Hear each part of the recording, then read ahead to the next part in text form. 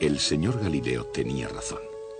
Hace casi 400 años, cuando todo el mundo pensaba que los cuerpos pesados caían con más rapidez que los ligeros, Galileo se dio cuenta de que en el vacío todos los cuerpos caerían a la misma velocidad. Por supuesto, Galileo no podía conseguir un vacío, pero pudo imaginar uno. Pintó un cuerpo pesado unido a otro ligero. Este cuerpo compuesto caería más deprisa o más despacio que el cuerpo pesado solo. Si el cuerpo ligero caía más despacio, retardaría la caída del cuerpo pesado. Pero al mismo tiempo, un cuerpo compuesto tiene que pesar más que uno solo pesado. Por lo tanto, el cuerpo compuesto tendría que caer más deprisa que el cuerpo pesado solo, pero nunca más despacio. Es obvio que la idea de que un cuerpo pesado cae con más rapidez solo conduce a una ineludible contradicción.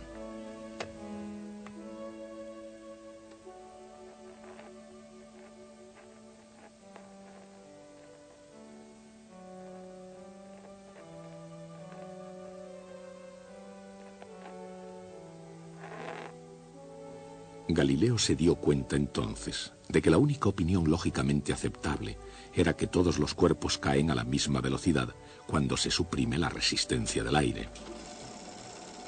Si todos los cuerpos caen en el vacío a la misma velocidad, la siguiente pregunta es: ¿y cuál es exactamente esa velocidad? Por nuestras propias experiencias sabemos que la velocidad de un cuerpo al caer aumenta durante la caída, lo cual significa que acelera, cayendo cada vez con más rapidez.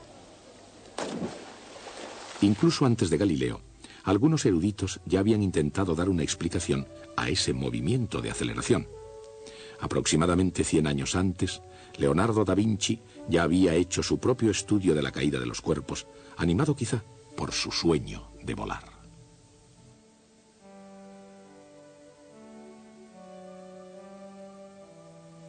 Más que preguntarse por la rapidez de la caída de los cuerpos, Da Vinci se preguntaba cuánto caerían en los sucesivos intervalos de tiempo.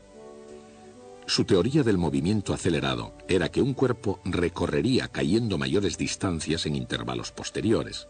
Después concluyó con la teoría de que las distancias seguían la ley de los números enteros. Es decir, una unidad de distancia en el primer intervalo de tiempo, 2 unidades en el segundo intervalo de tiempo, etc.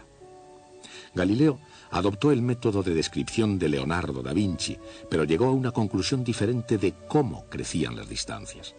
En lugar de crecer de ese modo, Galileo tenía la teoría de que las distancias estaban relacionadas con los números impares. 1 unidad de distancia en el primer intervalo de tiempo, 3 unidades de distancia en el segundo intervalo, 5 unidades de distancia en el tercer intervalo, etc. En otras palabras, según Galileo, la distancia recorrida en cada intervalo es proporcional a los números impares.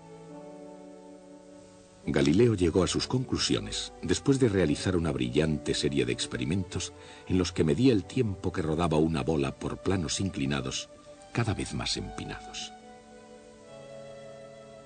La ley de los números impares de Galileo se puede ver en acción en algún lugar sorprendente, y que a Galileo le hubiera causado más asombro que la misma superficie de la Luna. En una montaña rusa de un parque de atracciones al sur de California, los visitantes pagan con gusto una cantidad de dinero por el privilegio de dejarse caer en caída libre a través del espacio bajo la influencia de la gravedad. Algodón de azúcar, candy, es mucho mejor. A mí esto no me gusta nada. No. De hecho, esta parte del paseo es gratis.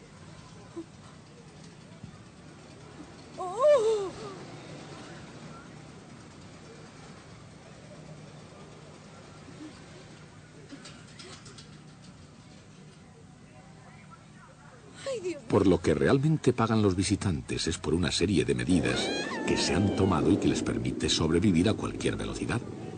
Pero, ¿y qué hay de Galileo?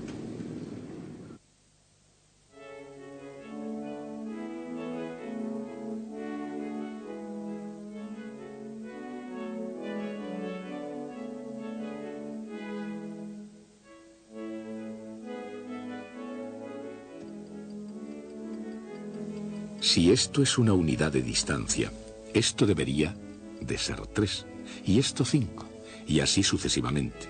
Y realmente lo son. Galileo tenía razón. En sucesivos intervalos de tiempo, las distancias recorridas cayendo siguen los números impares. Aquí hay algo más que Galileo también vio.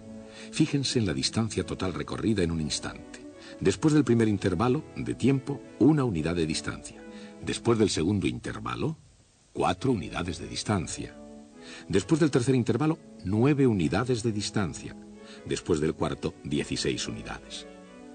En otras palabras, al final de cada intervalo, la distancia total recorrida cayendo es de 1, 4, 9, 16, 25 y así sucesivamente.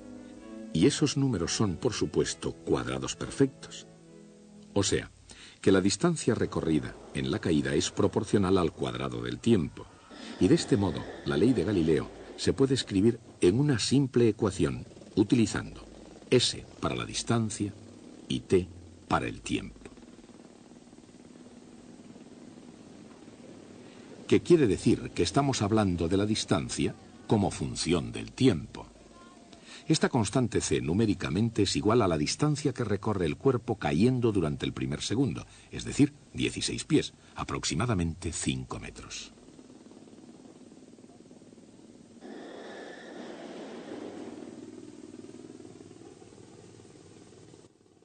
En cualquier punto de la caída, la distancia es igual a c veces el cuadrado del tiempo. Así, después de 2 segundos, la distancia recorrida cayendo es igual a c veces 2 al cuadrado, o sea, 4c. Si tomamos el valor 16 para c, sabemos que ha caído 64 pies, unos 19 metros y medio.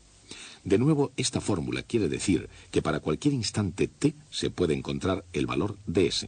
En este punto, cualquier visitante, aunque petrificada por el susto, puede preguntarse cuánto ha recorrido en su caída en cada instante.